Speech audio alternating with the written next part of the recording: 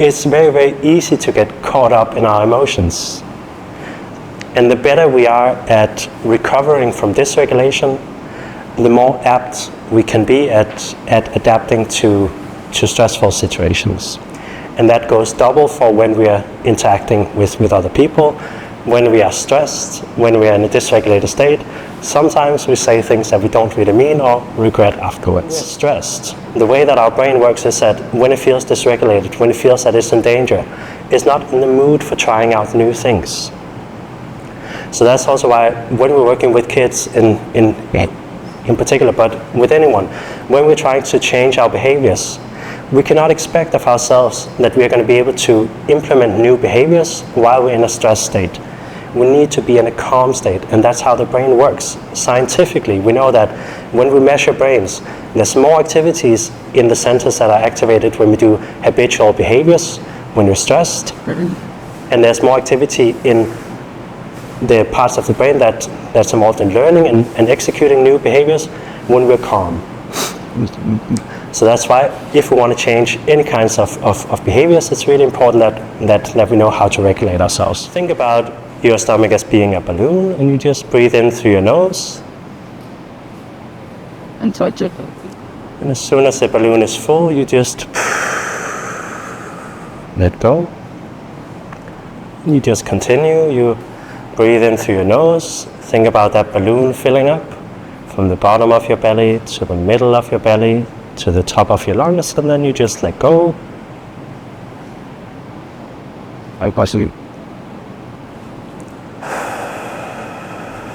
And you just continue and try to imagine that as you're breathing in the air, it's your favorite color. And so you're filling up your lungs and your belly with your favorite color. And you're seeing how it's expanding your stomach, you're seeing how it's expanding your lungs. And then when you let go and exhale, all of that color is coming out of your mouth.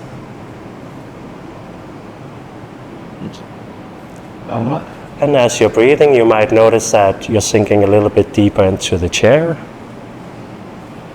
And you might notice that your shoulders are falling down a little bit too. You might notice that you're getting a little bit lightheaded. And as you're doing the breathing, you focus on how your lungs and your belly is expanding. You focus on how the oxygen that's coming in is energizing your body. Feel your muscles relax just a little bit more than they were before. Identify one sound in this room and direct all of your attention on that one sound. And it's not important what sound you choose, it's just important that you only choose one. Notice where that sound is coming from. Notice where it's going. Notice its frequency, its intensity, as you wish. And imagine that as you're in the process of designing your very own safe space, you try to notice the sounds that are in the room. You try to touch some of the items, run your fingers over it. Notice the temperature, notice the texture. It's getting smaller and smaller, and as you continue to breathe, you wake up when I finish the count from 5 to 0, and we breathe 5, 4, 3, 2, 1, and you're welcome back to the Warrior Academy in Alcus. And you can just take a bit of time to look around in the room and wake up slowly. There's no need to stress. Thank you very much for participating. And rather than sitting on your chairs, if you don't mind staying seated. Yeah, I see some nodding. Did anyone feel uncomfortable? No. Does everybody feel that they're a little bit more relaxed now? The last comes was the largest stress educational. How many of you felt that you were focusing on the things that stress you out in your day-to-day life? Because thoughts create emotions. We do not have emotions without thoughts. And if our head is constantly full of things that affect us in a negative way, then we're constantly in a state of stress. And this exercise, what it's designed to do is just give yourself a break.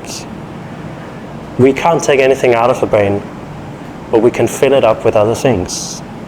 And so the reason that I'm asking you to really design your safe space, look at the things, smell them, touch it, listen, feel the temperature, is because it really takes all of the capacity of your brain. And not only that, it takes up the capacity of your brain with pleasant things.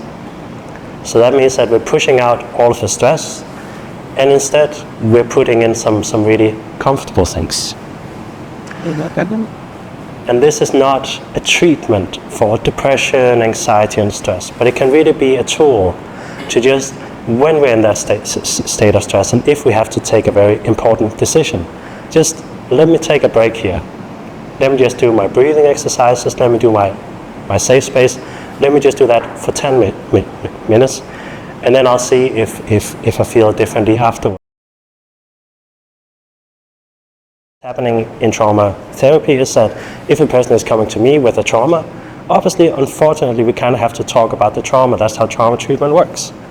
But talking about a trauma can be highly dysregulating. And therefore, it's really, really important that when we're working with any kind of trauma, bad experience, that we're able to take those breaks where we are exciting the nervous system by talking about the trauma, and then we have a really good tool to calm down our nervous systems again.